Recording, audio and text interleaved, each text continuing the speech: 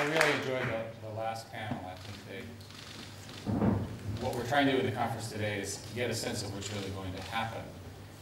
I spent a lot of time trying to think about what's different.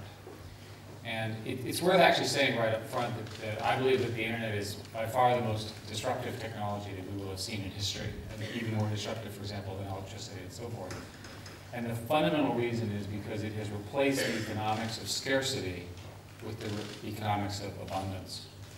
And as the internet rolls through industries, and rolls through user behavior, and rolls through all the things that we're all here in this room quite well aware of, that any business that's built on a scarcity information model is completely upended. The other observation I was going to make is sort of what's new.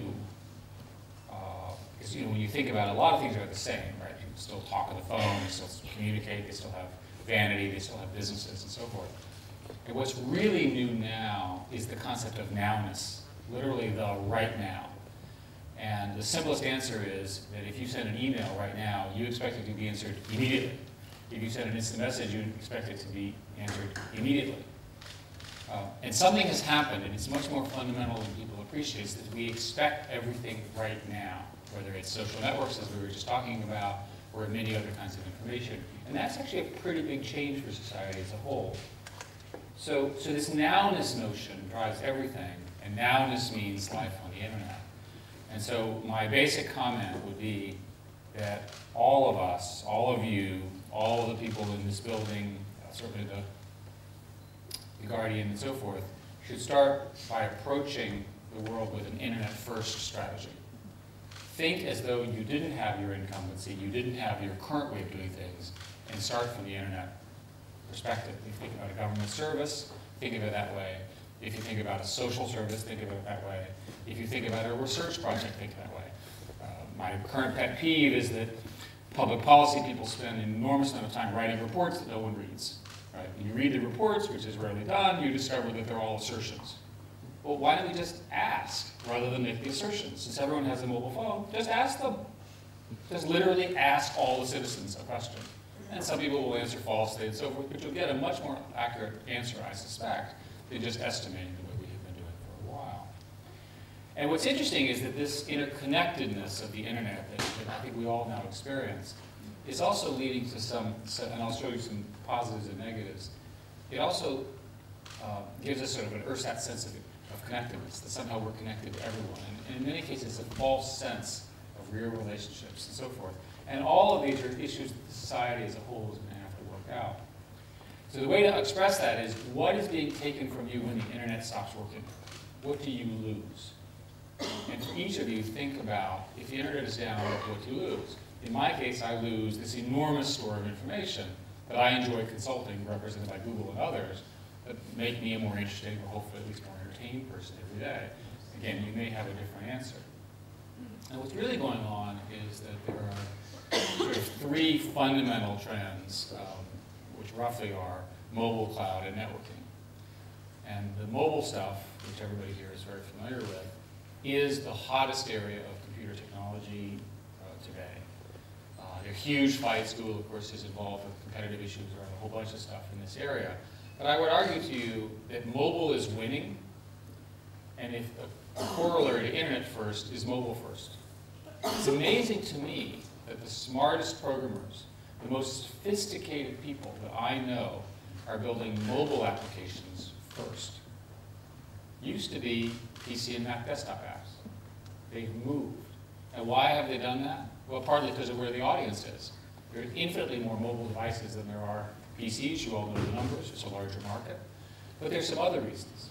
These mobile devices are highly personal. People use them. They carry them. They're addressable.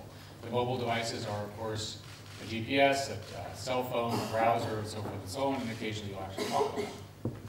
So from the standpoint, and you start thinking about it, if you don't really believe that, take a look at the adoption rate, for example, of the iPad. 3 million in a couple months, extraordinary growth. Google announced last week that we were, looks like in the Android operating system, there's about 160,000 devices turned on per day, and that number went up by 60% in 1 month. I'll spare you the math, but if that compounding rate continues, there will be 6 million turned on in one day within 12 months. Obviously, the growth rate at some point tapers off because you run out of humans. Although in many European countries, there's more cell phones than there are humans. So maybe we could end up with 2 or 3 or 4 and have an even bigger market than total humanity, which would be great. Good for revenue, right? But the important point is that these are scale markets of a size that people do not appreciate. The mobile web is current estimates is growing 8 times faster than the equivalent PC web from 10 years ago, which I was heavily involved with. So part of the reason it's all happening faster is it really is happening faster. More people, more voices, more connections, and so forth, because of all the extraordinary work people in this room have done.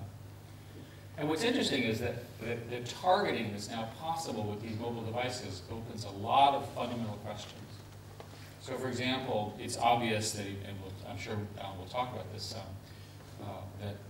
that the news will become more personal because you'll be reading it on these powerful mobile devices of one kind or another. Big format, small format, what have you. Well, if it's more personal, is it more narrow? Is it more channeled? How does serendipity occur?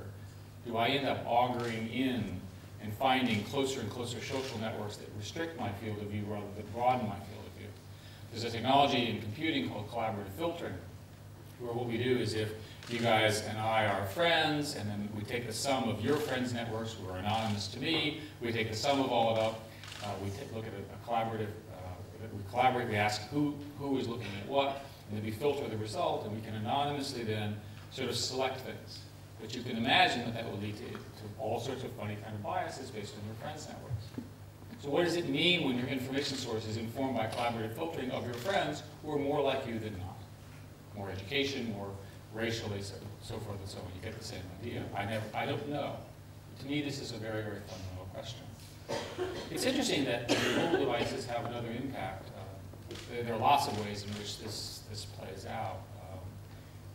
Conan O'Brien, who's the American comedian, I think did the shortest and most highly efficient way of booking a 30-city tour for some number of hundreds of millions of dollars. He did a single tweet on his mobile device. And the tweet was, "Hey internet, I'm heading to your town," unquote. And that's a cost-effective way of marketing yourself. One sentence. So all of a sudden, because people have these devices, they're targeted, people are following people using all this new technology, you have an emergent new form of business. It's a particularly interesting one, but the point is it applies to everybody. And you think that these things don't matter. You talk to the 2 girls that were stuck in a storm drain, and to be rescued, they were 12 years old. They updated their Facebook status because they figured their friends